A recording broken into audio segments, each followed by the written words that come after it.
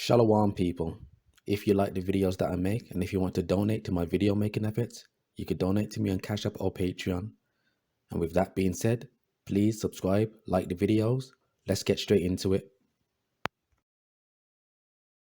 Copyright disclaimer. Copyright disclaimer under Section 107 of the Copyright Act 1976. Allowance is made for fair use for purposes such as criticism, comment, news reporting, teaching, scholarship, and research.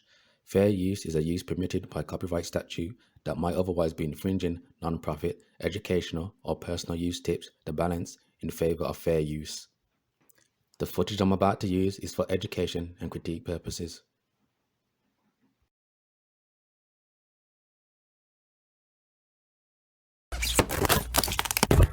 I just got a package from my grandma in Belgium. She sent me one at the beginning of December for as long as I can remember to celebrate St. Nicholas Day. That's when their traditional version of Santa Claus, Sinterklaas, comes to visit kids and reward the good ones and punish the bad ones. And there's always lots of good stuff in here. There are Belgian waffles, there's speculoos cookies, chocolate, there's lots of chocolate. And then sometimes there's this.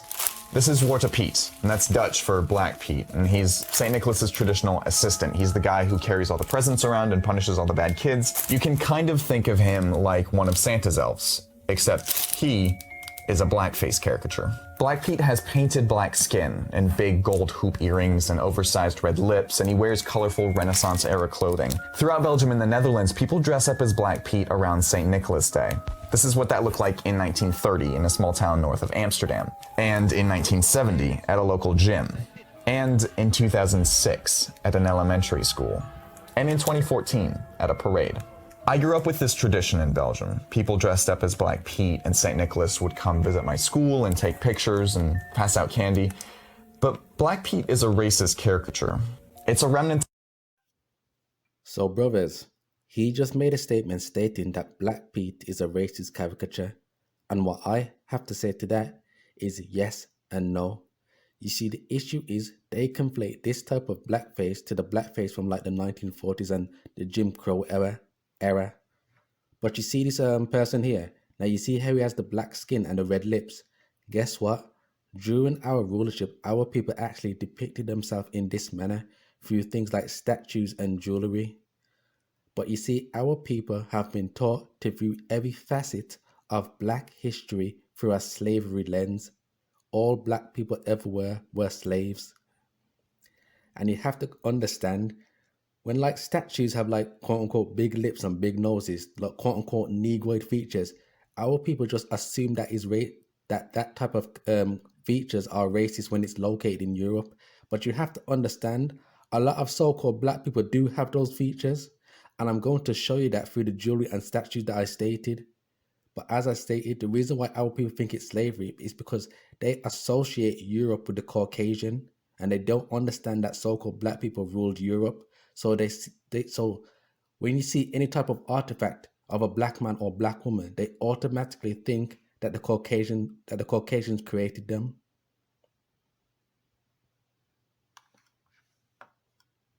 To the Netherlands colonial past, and this tradition is now at the center of a heated political debate.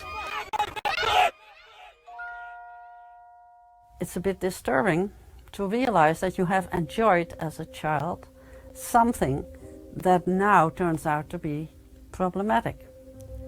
That's disturbing. And so they said, don't mess with my memories. Those in the Netherlands who defend Black Pete argue that it can't be changed because it's a tradition that's been around forever.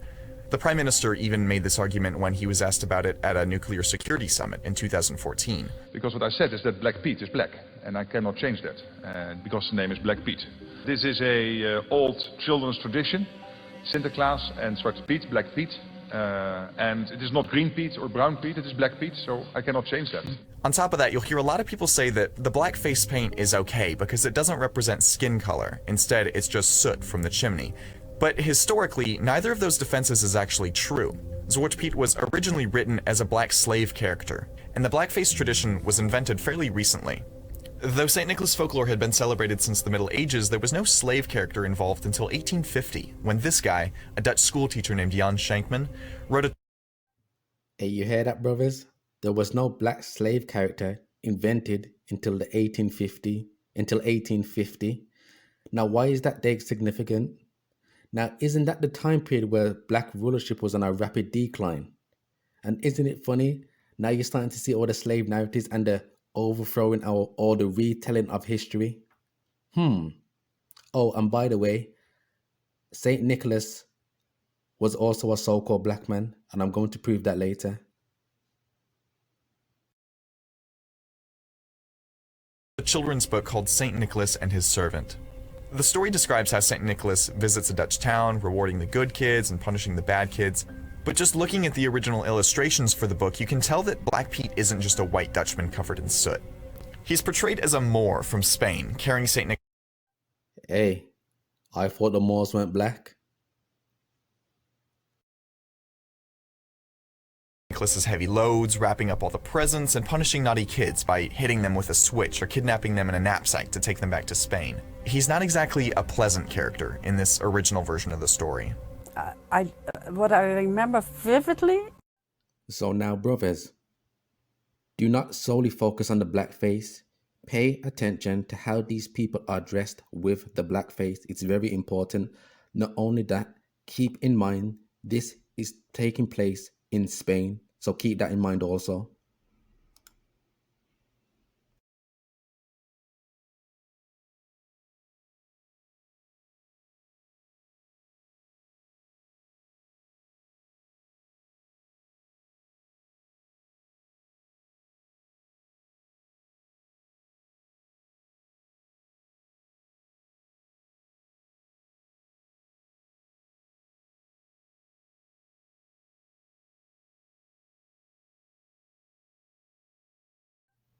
So once again, brothers, look how these people are dressed.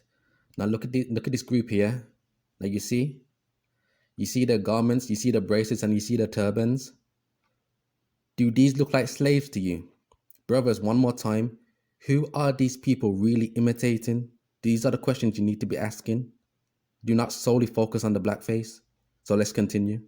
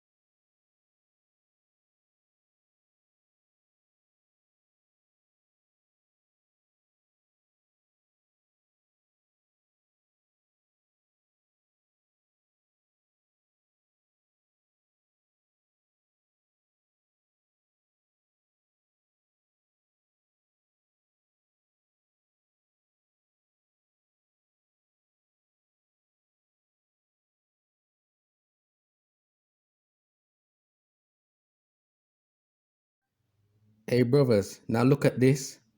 Look how blatant this is. One more time, who are these people really imitating? Do these look like slaves to you?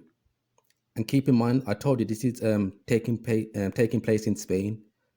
These people are imitating the Moors of Spain and Portugal. But our people are not going to realize that because they're only going to focus on the blackface, and they've been taught to view every facet of black history through a slavery lens.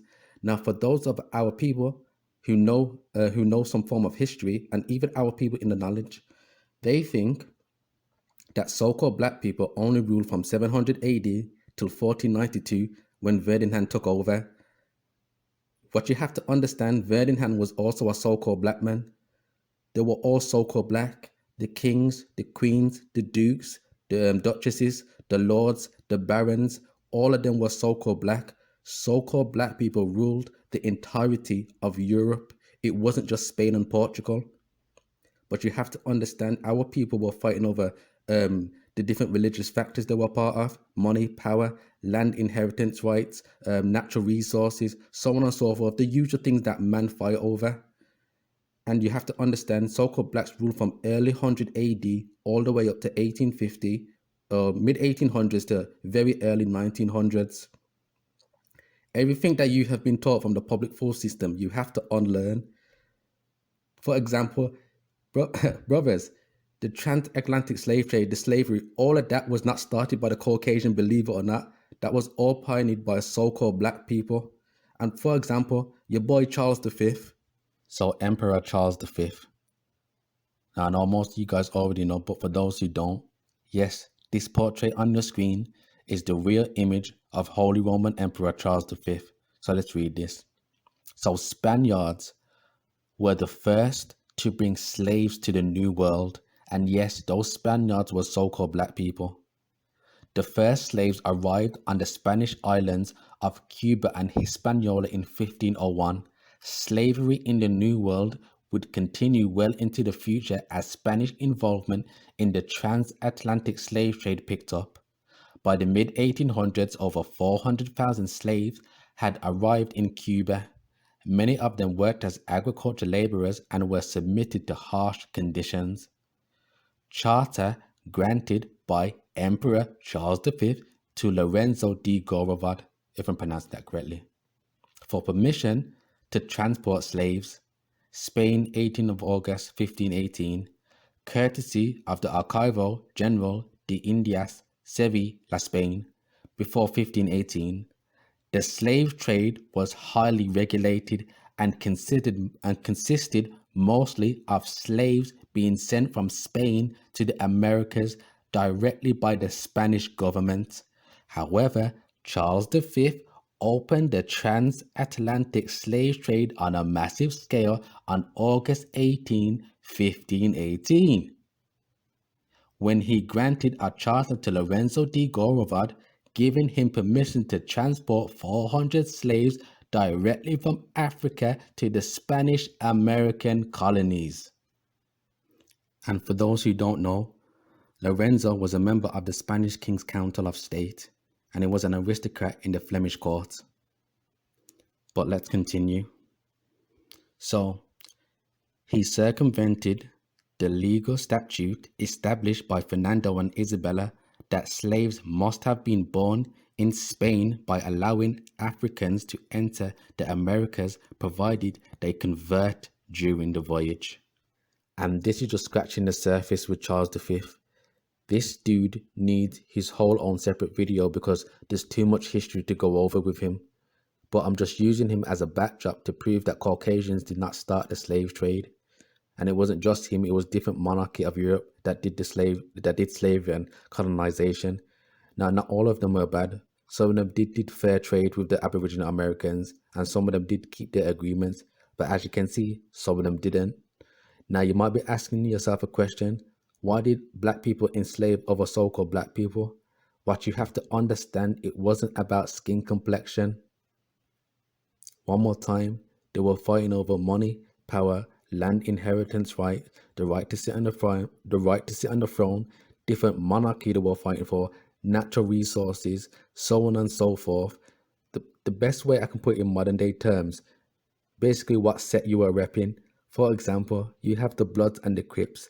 Now the Bloods and the Crips are the same race of people, but as you can see, they shoot and kill each other over gang territory, fighting over drugs, so on and so forth, whatever these gangs do, even though they're all the same race of people. I'm going to give you another modern day example. Let's say us brothers were patriotic, hypothetically speaking. So you brothers in the Americas and me in Britain. And so like if Britain and America went to war, now I will be fighting for the monarchy in Britain and you guys fighting for your president in America. Even though we're all the same race of people, we're fighting for our quote unquote countries. And that's what it was like. It wasn't about skin complexion. So going back to the Moors of Spain and Portugal. So I stated that a lot of you so-called black people think that so-called blacks only ruled from 700 AD till 1492. And I stated that is false. So-called black people ruled the entirety of Europe and that Ferdinand was a so-called black man. So I'm going to prove it here. Now I brought this out in my Was Queen Anne Boleyn of England Black video. So I'm not going to read the full thing. You guys can pause and read it for yourself. or go watch my Anne Boleyn of England Black video. So I'm going to read.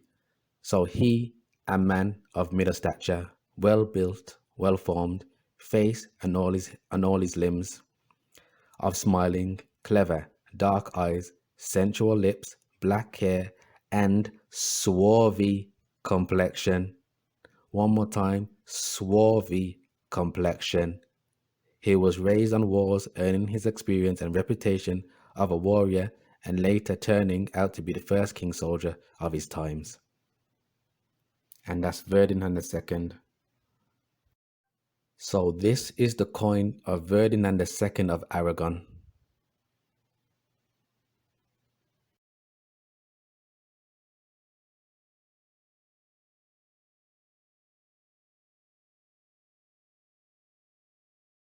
So proving even further that so-called black people ruled the entirety of Europe, and they are the original inhabitants of Europe. So it's been a while since I brought this out. A lot of you brothers are going to recognize this. So this is the letter by Benjamin Franklin called Observation Concerning the Increase of Mankind. So let's see what your boy Benjamin Frank has to say about the inhabitants of Europe. And keep in mind, this was in 1751. Now, isn't this the time period that they teach, or the narrative that all so-called black man, woman, and child should be enslaved, and all white people are slave masters? So let's see what he has to say. So, and Manitou extension of ours. Why should Pennsylvania, founded by the English, become a colony of aliens, who will shortly be so numerous as to Germanize us instead of our Anglifying them, and will never adapt our language or customs any more than they can acquire our complexion? Now, wait a minute. Shouldn't Benjamin Franklin and the Germans be the same skin complexion? Shouldn't they also be white? Why is Benjamin Franklin making a distinction between the Germans and himself? But let's continue. Which leads me to add one remark, that the number of purely white people in the world is proportionately very small. Once again, the original man and woman are so-called black, melanated. Now, I'm not one of these quote-unquote melanin worshippers, You know how these cats are when they talk about they worship the divine melanin and they worship skin complexion. But yes, the original man and woman were so-called melanated. All ancient civilizations were all dark-fleshed people. But you see, the confusion lies when they pigeonhole every dark-fleshed people into the category of African, and they all come from that continent. You tell people apart by the language, their customs, their laws, their statues, how they dress, and the deity that they worship. And when it comes to race, there's no such thing as black and there's no such thing as African, because they are not races. I'm going to give you a modern day example. Let's say that if a bunch of Ethiopians and Nigerians went to war, now I'm going to specifically pick the Igbos, a stock of the Israelites. So if they went to war, they would classify that as black Africans versus black Africans. Neither one of them are black, neither one of them are Africans. The correct way to phrase that is two different races of dark-fleshed people going to war on the continent of Africa, not black Africans versus black Africans. You understand? But let's continue. So that the number of purely white people is proportionally very small. All of Africa is black or tawny, Asia chiefly tawny, America exclusive of the newcomers, wholly so. And in Europe, there's Spaniards. Now, didn't we just read that the Spaniards were the first to bring slaves to the New World? Let's continue. So the Spaniards, Italians, French, Russians, and Swedes are generally of what we would call a swarthy complexion, as are the Germans also. So 1751, Europe is still wholly so-called black. So as are the Germans also. The Saxons only accepted, and the original Saxon angelic sons of Isaac were so-called black also. It's just that they took on the identity like they always do. So who with the English make up the principal body of white people on the face of the earth. So here you have Benjamin Franklin crying that there's not many white people on the earth and there's too much Negroes. Once again, you are not the minority. You have to watch out for statistics that state like black people make up 13-14% of the population, because you have to understand black is a corporate designation. There are so much so-called black people who are not actually classified as blacks. For example, you have a lot of Aboriginal blacks that didn't take part in the census.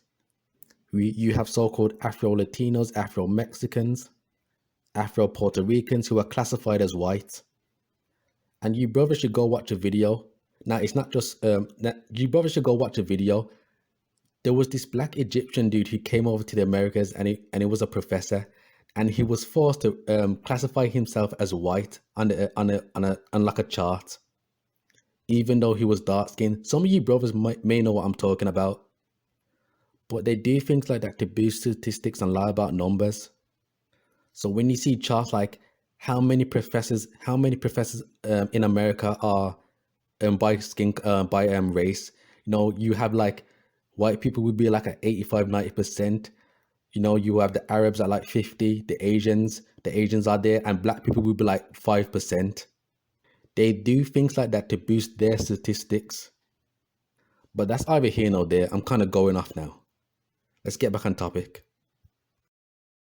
Brothers, this is the video of the Egyptian dude who was told to classify himself as white. Now you can go type this in yourself. It's called "I'm Black Egyptian, Not White," or type in "Black Egyptian classified as white." You guys can go watch it on your own time. So Zwart Piet, pronounced Zwarte Piet, Dutch for Black Piet, Luxembourgish, Zwartse, Peter, Indonesian, Pit Hitman, West Frisian, Zwart Piet, however you pronounce that. So, is the companion of Saint Nicholas. Now I'm going to skip down to the point because I ain't even going to try to pronounce these Dutch words. So in folklore of the Low Countries, the earliest known illustration of the character comes from an 1850s book by Amsterdam schoolteacher Jan Schenkman, in which he was depicted as a black Moor from Spain. According to folklore, the skin of Zwart Piet is colored by soot from going down chimneys to bring in presents into people's houses. Those portraying Zwart Piet usually put on blackface and colorful Renaissance attire, in addition to curly wigs and bright red lipstick. In recent years, the character has become the subject of controversy. So let's get some more information on Jan Schenkman, the creator. So Jan Schenkman, born in Amsterdam the 1st of October 1806. Now it's important to remember that date, brothers, because he would have grown up seeing so-called black people still sitting on the throne. So from 1806 till 1863, was a Dutch teacher, poet, writer of children's books, and a humorist. Jan Schenkman was a teacher until 1849 at his private school situated on the... Now, I'm not even going to attempt to pronounce that. And just a small disclaimer, I am not going to be able to pronounce these Dutch words, so I'm just going to skip over them. So, he was a prominent member of the Maat, Schak, Happy, Tot, Nut, Vant, Algemeen. Now, the only reason why I attempted to pronounce that is because that translates to Society of the General. So, a lot of people suppose that he portrayed the modern Sinterklaas Claus celebration for the first time in a story in his book, St. Nicholas, 1850, and reprinted 1907. He used familiar elements as the horse riding on rooftops and gift giving, or a switch, using chimney and Saint's arrival from Spain. He also introduced new elements, the steamboat, on which Sinterklaas arrives in Amsterdam, and the black page, from which the figure of Black Piet evolved as a helper of the saint. Now we're going to go over the black pages in a bit, because they also try to spin a narrative on that. So the above translation of the Dutch Wikipedia site about Jan Schenkman contains two interesting pieces of information. He was a member of the Society of the General. It is interesting to note that his organization was amongst the voices against slavery. In this light, it makes no sense to use a slave in the Sinterklaas story. It may well be an educational addition to get rid of the boisterous Santa Clausian celebrations that people like Schenkman wanted to get away from, with the chain rattling, scary, black-faced or otherwise masked creatures that were going around on December the 5th. We have seen in the contribution on the tab before Schenkman in Christian times that there were most definitely companions of Saint Nicholas going around the Netherlands. Sometimes they hid under other names, but always to be recognized by the four characteristics of a black face, a bag, a switch, and a chain.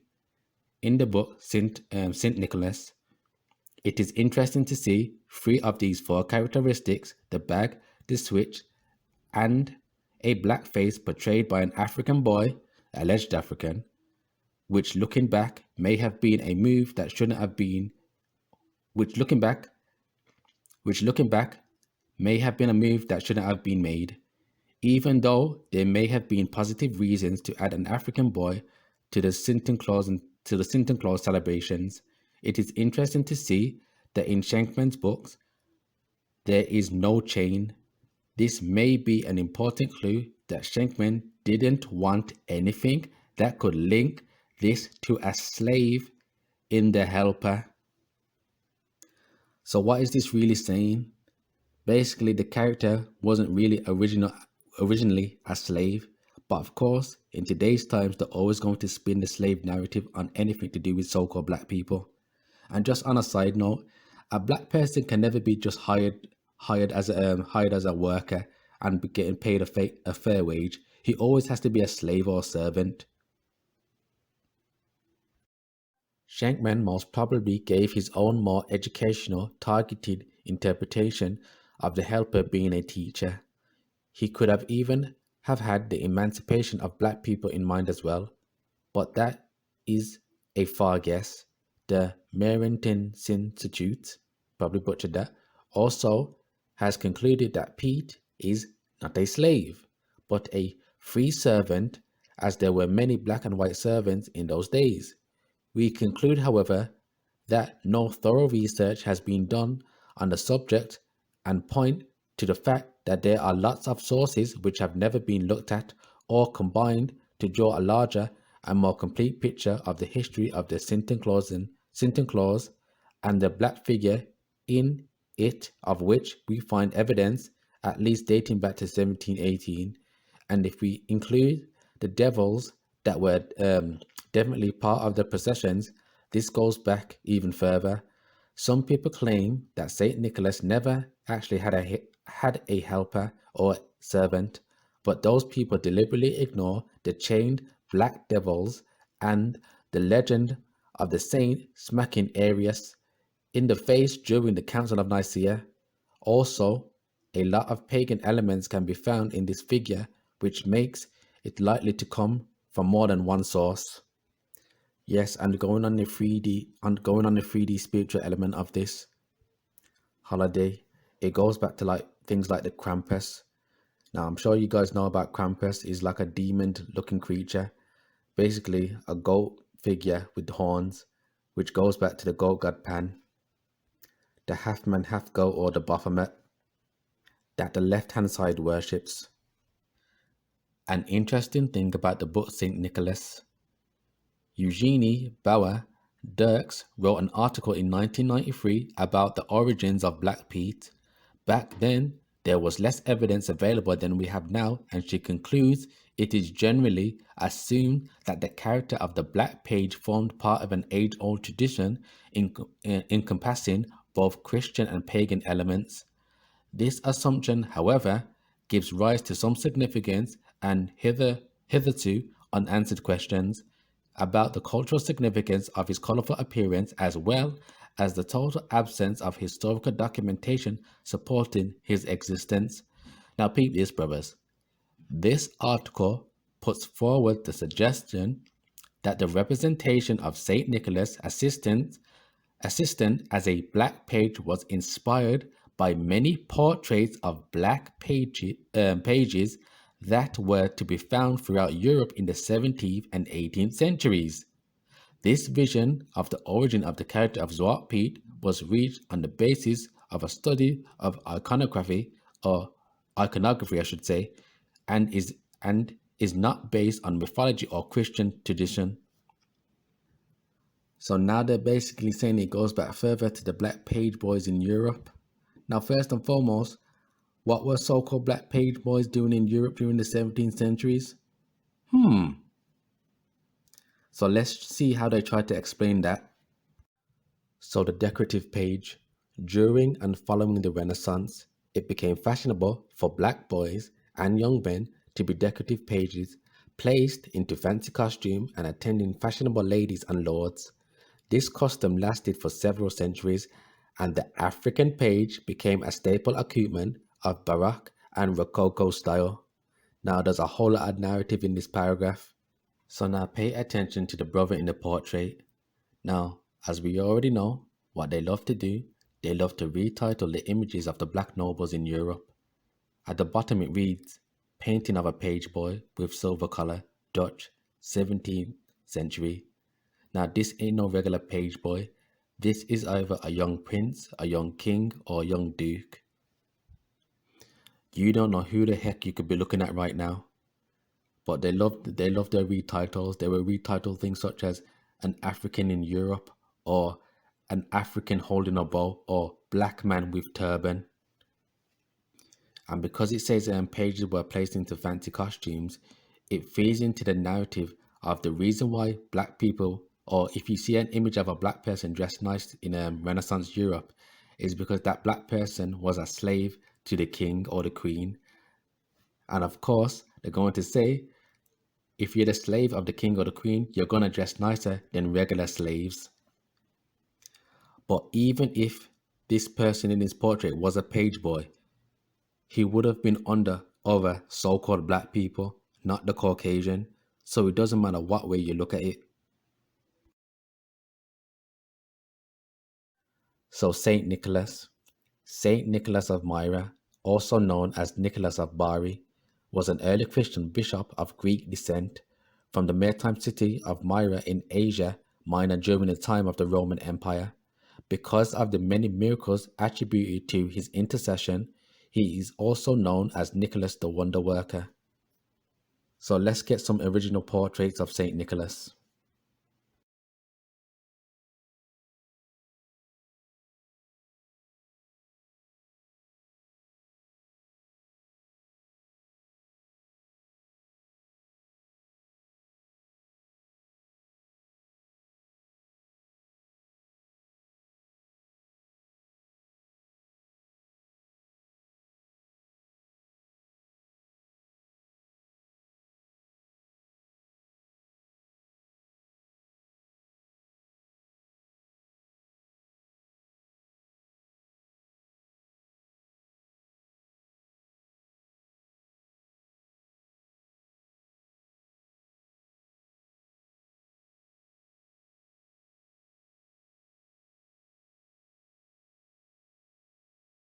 Now brothers, remember at the start of the video where the dude made a statement saying that this on your screen right now is racist caricature, and what I had to say to that is yes and no. And I stated the issue is they conflate this type of blackface with the blackface from like the 1900s and Jim Crow, where they will mock black people, calling them lazy, stupid, they have the big red lips and they're eating watermelon, so on and so forth. They conflate that type of blackface with this type of blackface, and there is a difference between the two. I know they look the same, but I'm going to show you what I'm talking about. So as you can see, this dude on your screen, he has the black skin and the red lips. So now we're going to take a look at some artifacts. So this is a statue of an Aboriginal American, and as you can see, he has the black skin and the red lips. So are you going to say that this is racist caricature? And as you can see from the statue, he looks like a chief. This is why you always have to pay attention to how they dress. And speaking of that, I just reminded myself, before we get into the artifacts, we're going to take a look at some still images of how they dress with the blackface. So we saw these two at the start of the video. As you can see, they have on like Arab-like garments, and the turban representing the Moors of Spain. Here we have two Russian ballet dancers, And as you can see, they have likewise garments on with the headdress and the headband around it. Here we have another festival of Swart Pete, and look at their clothing. Renaissance era. Do these look like clothes that slaves wear? Here we have a carnival in Germany, and as you can see, the two dudes next to each other dressed as knights, and right next to it is another example of a turbaned Moor. So now we're going to take a look at some authentic images of what they are imitating. Now the images that I'm about to show you, as you brothers already should know by now, what they love to do, they're going to retitle all these images. And these images are either sultans, kings, princes, dukes, so on and so forth. But of course we can't really identify them because they changed the names. So let's take a look at some of them. So I'm sure a lot of you guys have seen this image before. This is the image that a lot of black people use to prove the validity of so-called black people ruling Spain. But this one is titled Moor Chieftain. Here's another well-dressed Moor, and as you can see, he has the turban on. Here's another well-dressed so-called black man, or Moor, with the turban on and a sword in his hand. Here's another popular image that some of you guys may know. And as you can see, look who's represented in the image, and they're playing chess.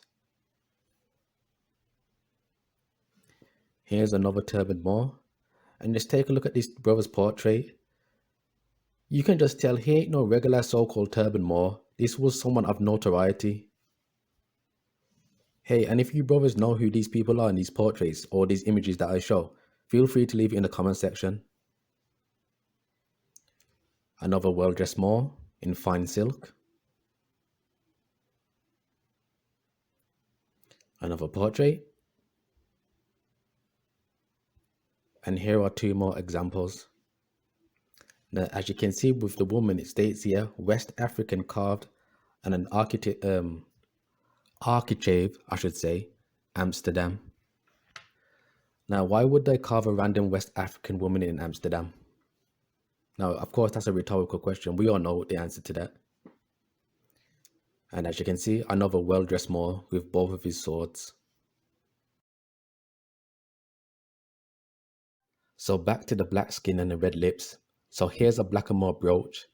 And as you can see, the black skin and the red lips, but pay attention to how it's decorated. As you can see, the turban or the headdress is pure gold. And right in the middle of the headdress is a big ass emerald. And as you can see, her earrings are also emerald. And just look at the face. You would say that this is racist caricature, because they've taught you to view anything to do with so-called black people as a negative. And there's no such thing really as quote-unquote negroid features, because melanated people are the original inhabitants. But using that as an example, when you see jewelry like this with quote-unquote negroid features, you are trained to think that Caucasians, you are trained to think that Caucasians made these racist caricatures or racist stereotypes of quote-unquote black people features. And as you brothers and sisters know, a lot of so-called black people do have big nose and big lips. But you have been taught to hate yourself and view yourself as negative. And all you have to do is flip reverse this. If this was made, found, and located in Africa, nobody would be saying it's racist. You'd be saying that this is a piece of African jewelry. But because it's found in Europe, you think it's a slave. Because you associate the Caucasian with always being the original Europeans and always inhabiting that region, which is false. Here's another blackamoor statue, and as you can see, once again, the turban, the black skin, and the red lips. Here are two blackamoor statues, one more time, the black skin and the red lips. Here's a candle holder of a black woman, once again, black skin, red lips.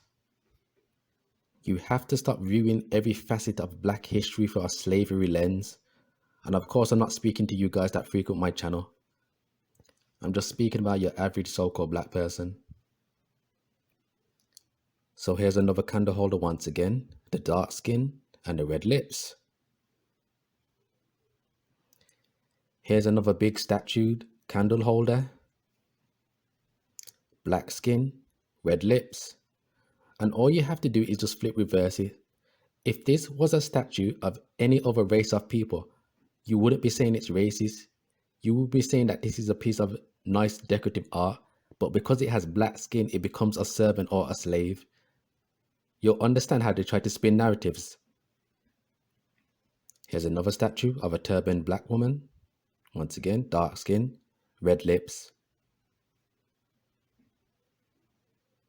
Here's a blackamoor brooch. And as you can see, the black skin and the red lips.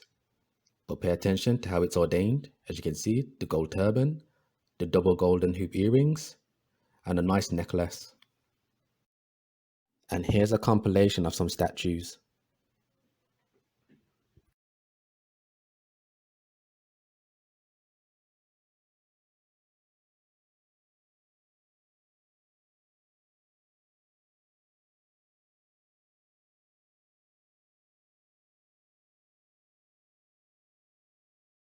So now we're going to take a look at some brooches that are more elaborate. So as you can see from this brooch here, pure gold, pure diamond, precious stones. What do you mean it's a servant? What do you mean it's a slave? And because this piece of blackamoor jewelry is decked out, they're also going to try to tell you that this is an exotic slave.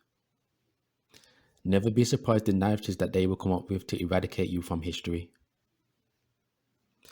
Look at this, purely diamond encrusted brooch.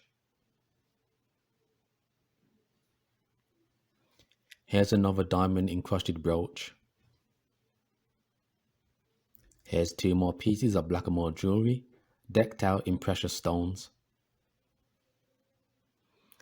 Now look at this colourful one here, decked out with all kinds of precious stones, diamond, ruby. Here's another one, gold headdress, precious stones, nice necklace. So I've pretty much made my point. Hopefully this was an edifying lesson for you brothers and sisters. If you want to make a donation, you could donate to me on Cash App or Patreon. With that being said, giving all praises to the Most High Yahweh and give it acknowledgement to Hamashiach Yahweh Shai.